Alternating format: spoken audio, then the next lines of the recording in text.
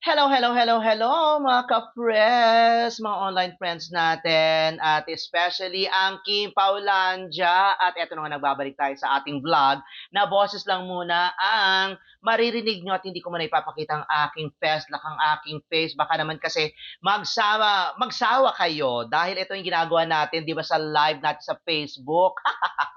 But anyways, naku, pag-usapan natin ngayon ang latest movie project ng Kim Pao or ni na Kim Chiu at Paolo Avellino, ang A Perfect Marriage. Kasi nga nakita ko ang post ni Attorney Georgie Alonso, producer o may-ari ng Quantum Films na siyang produksyon ng pelikulang ginagawa ngayon ni na Paolo at ni Kim. O, di ba? Intended for the Metro Manila Film Festival at ang sabi niya, baka daw at parang may paramdam si Attorney Georgie Alonso na posible at may tsansa or kahit na anuman yan na manalo, masungkit ng Kim Pao ang Best Actress at Best Actress o Best Actor trophy sa MMFF 2026 ngayong December. Kasi nga daw ang director niyan ay si Dan Villegas na nagbigay ng Best Actor at Best Actress sa kanyang mga naiderehe sa kanyang nakaraang pelikula.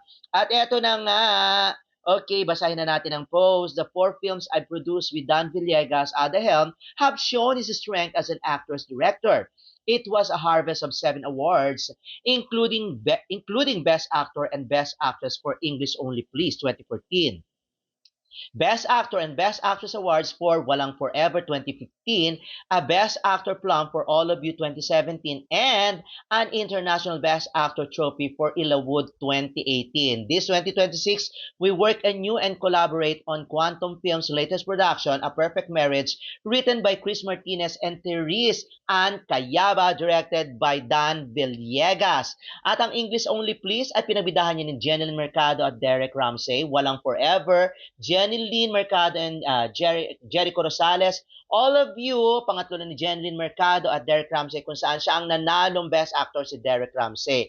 At sa Ilawood naman ay isang horror film ay nagbigay kay Ian Veneracion ng Best Actor Trophy mula sa 38 Fantasporto International Film Festival sa Portugal. O, di ba? Malay nyo naman talagang manalo ang Kim Pao, di ba? O, ang bongga niyan kasi iisa silang entablado na mag-share para tanggapin ang kanilang award at magpasalamat sa isa't isa. At syempre, pasalamatan din kayo, Kim Pauladia, at ang mga sumusuporta sa kanila, sa kanilang journey na ito na isang matatawag nating malaking tagumpay. Biruin nyo, dalawa ang magjowa o dalawa silang magjowa na akit sa stage para tanggapin ang kanilang trophy o i-manifest nyo na yan at magiging masaya ako for Kim dahil gumawa siya talaga ng paraan para maging makatotohanan at magmukhang matotoo ang kanyang role bilang isang buntis. Nagpalaki siya ng tiyan, di ba? At sinasabi nga daw, sinasadya nga raw ito dahil sa kanyang role. Totoo naman, pero hindi ito gimmick para lang mapag-usapan ang pelikula. Dahil wala pa namang sinasabi si Kim tungkol sa paglaki ng kanyang tiyan o paglaki ng kanyang puson. At si Paolo Avellino din naman, di ba, nagpalaki ng katawan noon. Pero hindi naman siya na-chismis na buntis. Charot!